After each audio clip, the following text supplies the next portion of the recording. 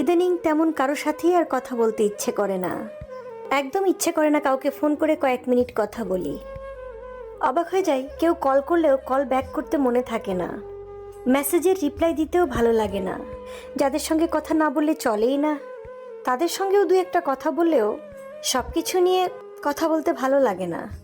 মন ভালো নেই, সমস্যা, কোনো কিছুই কাউকে বলতে ভালো লাগে না।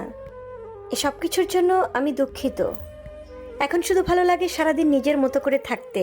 ব্যস্ততা থাক বা না থাক, নিজেকে ভালো রাখাটাই নিজের প্রিয় কাজ হয়ে উঠেছে। কথা বলার মতো সঙ্গী নাই দেখে একটা সময় আমার মন খারাপ হতো। মনে হতো আমি পৃথিবীর সবচাইতে একলা অসহায় মানুষ। সব খারাপ লাগা, সেই একলা থাকাটা আজকে যেন সবচেয়ে বেশি প্রিয় হয়ে উঠেছে। এখন কোনো বন্ধুবান্ধব খোঁজ না নিলেও আর খারাপ লাগে না। কেউ ভুল বুঝলেও নিজেকে সঠিক প্রমাণ করতে আর ভালো লাগে না। যারা আমার উপর অভিমান করে আছো কিংবা ভুল বুঝে আছো, আমি ক্ষমা চেয়ে নিচ্ছি।